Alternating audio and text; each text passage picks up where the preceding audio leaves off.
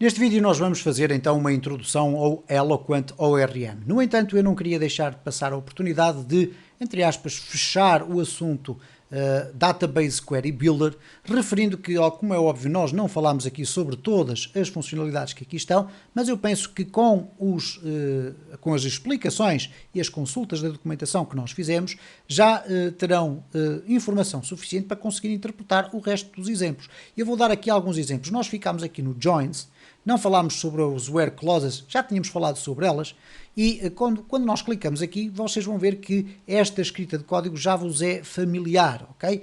De qualquer das formas, há aqui obviamente muito mais informações que nós depois iremos a seu tempo explorar à medida que formos desenvolvendo alguns pequenos projetos e na medida das necessidades, mas por exemplo vamos pegar aqui nesta questão do OR statement. O que é que vai acontecer aqui? Nós sabemos que o Query Builder na prática é um layer de comunicação com a base de dados que se vai transformar numa query de SQL. Então se eu pegar num exemplo destes que aqui está e vier aqui ao meu código, okay, o que eu vou fazer aqui é simplesmente dizer em que é que isto se iria transformar se eu quisesse escrever SQL puro. Então seria qualquer coisa do género select asterisco from users, que é o nome da tabela, uma vez que não está aqui um select a indicar quais são as colunas que eu quero selecionar. Depois o where votes maior que 100, or, porque temos aqui um or, where, or, name. Como não temos ali nenhum sinal, ele implicitamente especifica que será o igual, or name igual a John.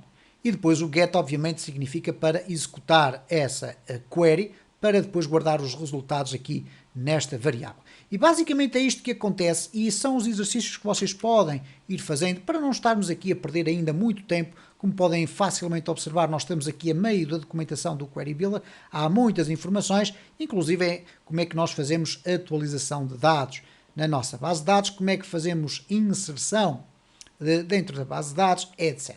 Nós iremos com certeza ter a oportunidade de voltar aqui mais para a frente, quando começarmos a fazer vídeos mais específicos, não pela sequência, mas pela matéria, mas vamos ocupar agora os próximos vídeos sobre aquele que é considerado um menino bonito da comunicação com base de dados dentro do Laravel, que é o Eloquent ORM.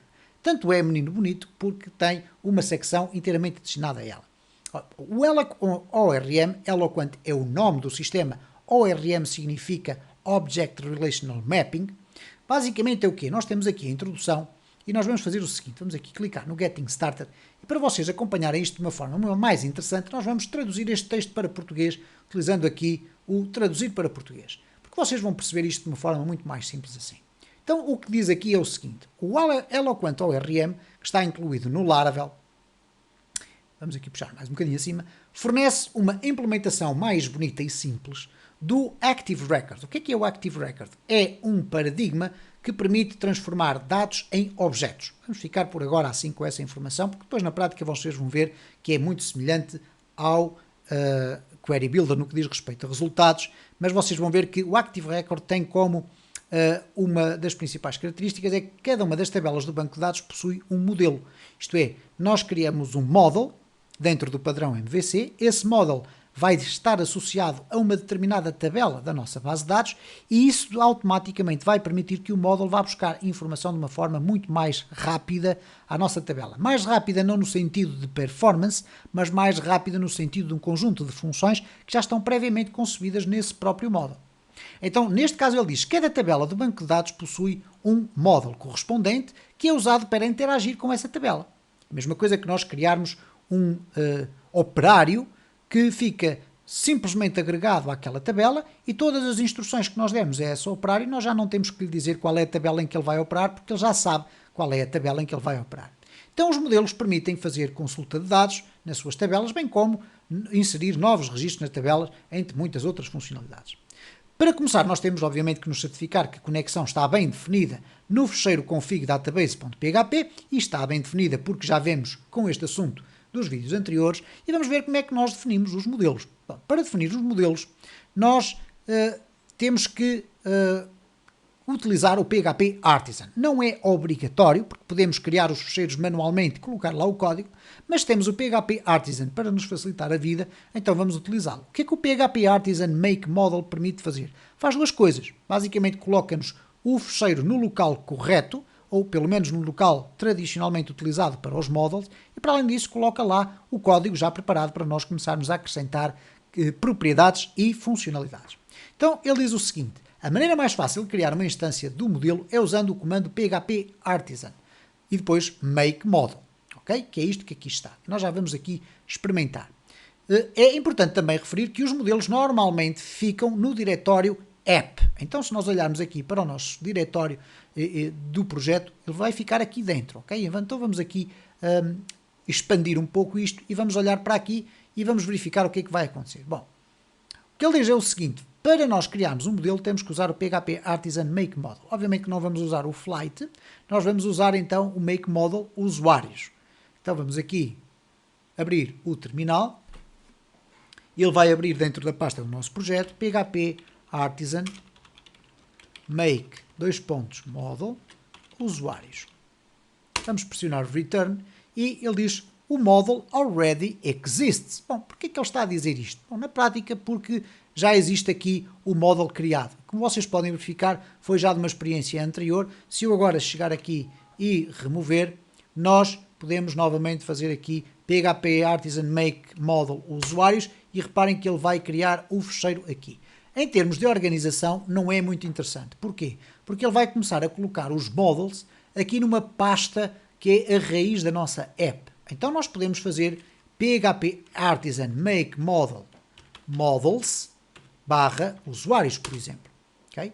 E reparem que neste caso ele cria a pasta Models e dentro delas ele cria a pasta dos usuários exatamente com o mesmo código. Reparem, é exatamente o mesmo código. A única coisa que muda é aqui o namespace. E o namespace diz que este usuário ou este modelo está dentro do namespace App Models. E isto é importante nós percebermos, porque depois, quando dentro dos nossos controladores nós quisermos fazer referência aos nossos modelos, nós temos que especificar claramente onde é que nós estamos a alojar. Okay? Se colocarmos aqui, ele simplesmente vai dizer que o namespace é o app. Então, eu sou mais partidário disto, isto é, termos cada pasta para as suas realidades. Então, eu vou aqui eliminar esta que aqui está, ok? E vamos ficar aqui então com a pasta Models e usuários. Bom, o que é que vai acontecer então agora aqui? Ele diz-nos o seguinte: quais são as convenções para os nossos models? Ele diz assim: agora vamos dar uma olhada no modelo, que não é o Flight, mas é os usuários, que é um exemplo e que usaremos para recuperar e armazenar informações da nossa tabela de usuários, ok? Do banco de dados. Então, é este o aspecto básico do nosso model. Obviamente que o nosso model aqui tem /model. E depois temos aqui um conjunto de propriedades que nós vamos começar a ter que definir. Porquê? Porque o sistema, de uma forma automática, não vai conseguir perceber qual é a tabela a partir da qual nós vamos obter informações. Então, a primeira coisa que nós vamos ter que definir é qual é a tabela na qual este módulo vai estar relacionado. Então, ele diz o seguinte: nome de tabela. Observe que não informamos ao Eloquent qual é a tabela para usar no nosso modelo. Esqueçam aqui a forma como ele coloca o Flight atrás ou à frente. E o Flight aqui será os usuários. Por convenção, o caso cobra, enfim, não é uma tradução correta, o nome plural da classe será usada como o nome da tabela. Bom, isto significa basicamente o quê? Eu vou aqui voltar a refrescar isto para termos os dados em inglês. Table names. Note que nós não definimos no Eloquent qual era a tabela a usar no nosso Flight Model, no nosso Usuários Model. Por convenção, que se chama de Snake Case, o que o sistema faz é o seguinte: se eu atribuir um nome no singular ao meu model, ele vai tentar associá-lo a uma tabela no plural. Então isto significaria que Flight iria estar relacionado com Flights. Então, se eu criar um model que se chama usuário e não chega a alterar aqui o nome, mas temos que alterar também aqui daquela forma, isto significaria que o meu sistema iria procurar na base de dados que está configurada uma tabela chamada usuários, ok? E esta é uma forma implícita do sistema de saber qual é a tabela que ele vai usar. Bom, nós depois iremos fazer experiências para verificar se esta pluralização, que é tornar no plural, do sistema do Laravel, se é suficientemente inteligente. De qualquer das formas, a forma mais segura é nós podermos definir de facto, de uma forma explícita, qual é a tabela que vai ficar relacionada com o nosso modelo. E para isso nós podemos fazê-lo desta forma, com propriedades protegidas, protected table, e o table é uma propriedade que tem que ser escrita desta forma, e depois indicamos qual é a nossa tabela. Então, aqui neste caso, nós iríamos dizer que protected table, eu não posso colocar tabela, ok? Tem que ser exatamente com este nome para que o sistema consiga reconhecer esta propriedade, vai ser igual a usuários, ok? Então, neste caso, usuários é o nome a qual o meu model usuário vai estar intimamente relacionado, que é o nome desta tabela que aqui está. Há depois aqui um conjunto de muito mais propriedades que nós devemos definir no sentido de configurar a forma como o nosso model se vai comportar. E uma das outras opções que nós temos que definir, ou ter em consideração pelo menos, são as chaves primárias. O que é a chave primária? Basicamente, quando olhamos para a nossa base de dados e olhamos para a estrutura daqui da tabela dos usuários, vamos aqui olhar para a estrutura, eu tenho uma chave primária num campo que eu designei por ID. Ora, este campo designado por ID está perfeitamente em consonância com a forma como o Laravel considera as chaves primárias. Então, neste caso, se eu não definir a minha chave primária, como indica aqui a documentação, ele vai automaticamente à procura de uma coluna chamada ID. Então, reparem, o que ele diz é basicamente isto. O Eloquent também vai assumir que cada tabela tem uma chave primária chamada ID. Se nós, no entanto, definirmos uma chave primária com um nome distinto, nós deveremos utilizar a propriedade privada primary key e definir o seu nome, que é basicamente isto que aqui está. Então, se eu copiar aqui o código e acrescentar aqui e dizer que o ID desta tabela tem este nome, assim como se eu alterasse aqui de ID para ID usuário, obviamente eu iria dizer que o ID é usuário. ID usuário. E então, desta forma, nós não estamos a deixar que o sistema implicitamente interprete ou vá procurar qual é a chave primária da minha tabela, nós estamos a defini-la de forma explícita. Então, aqui vamos deixá-la definida de forma explícita, obviamente, desta forma que é a forma correta. Existe depois um conjunto de outras propriedades sobre as quais nós iremos com certeza falar ao longo desta playlist, nomeadamente que têm a ver com o auto-incremento, que têm a ver aqui com o tipo de chave, se é inteira, se é string, etc. Com timestamps, se nós vamos usar timestamps ou vamos usar datetimes, etc. Se nós vamos ter aqui o tipo de formato de datas que são usadas nos campos que habitualmente vão aparecer, que é o created at e o updated at, que são campos que normalmente nós devemos adicionar nas nossas tabelas, que permitem ter um histórico de quando é que o registro foi adicionado, quando é que ele foi alterado, e o Laravel tem mecanismos internos automáticos de poder fazer essa atualização dos dados. Isto é, imaginem que eu adiciono um novo registro à tabela e ele automaticamente vai atribuir valores àquelas colunas sem termos que nos preocupar com isso. Mas nós iremos ver isso mais para a frente. Bom, temos aqui muitas informações, vou passar aqui ligeiramente à frente, só para irmos aqui ao Retrieving Models. Depois de você criar um model e associá-lo à tabela, você está pronto para começar a obter informações da sua base de dados. Cada model tem um poderoso Query Builder dentro dele, permitindo que, de uma forma fluente, as queries à base de dados fiquem associadas ao modelo. Por exemplo, e reparem o que é que aqui está, este pequeno código que eu vou puxar simplesmente e depois adaptar aqui para o meu, eu vou puxar aqui o usuário que é o modelo, vou retirar daqui as routes e vou colocá-lo simplesmente aqui. Obviamente que eu vou fazer aqui os meus ajustamentos, porque eu não tenho flights, tenho usuários, e no meu caso, o meu model está dentro deste namespace app models. Ora, então aqui eu vou colocar aqui um use app barra models usuário. ok? Então eu vou utilizar este usuário. Então se eu quiser criar aqui um resultado que vai ser ir buscar todos os registros que existem nos usuários, reparem o que é que eu vou fazer aqui. Eu vou colocar simplesmente o meu usuário. Okay?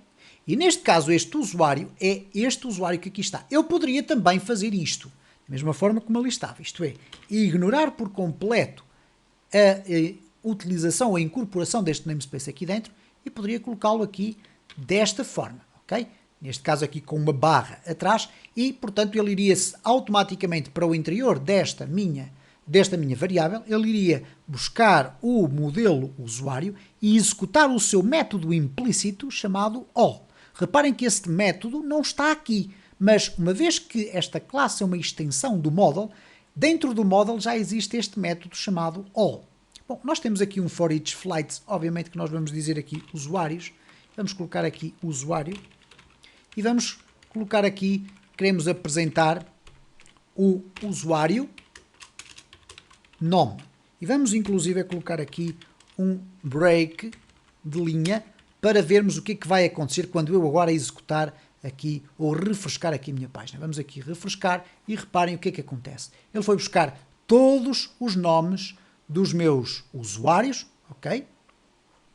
E simplesmente pelo facto de eu ter ido buscar tudo, mas só ter apresentado o nome. Como é óbvio, eu aqui poderia apresentar muito mais informações, mas uma vez que o vídeo já vai longo, com esta explicação introdutória sobre o model, nós iremos deixar isso para os próximos vídeos desta série, e é importantíssimo que vocês percebam como é que funciona o Eloquent ORM. Poderá eventualmente numa fase inicial não ser em toda a sua plenitude, como é óbvio, mas porquê? Porque na maior parte dos casos, quando vocês forem pesquisar dúvidas à internet sobre a obtenção de determinados registros a partir do vosso projeto, num projeto de Laravel, a maior parte dos casos vai ser explicada utilizando o Eloquent ORM.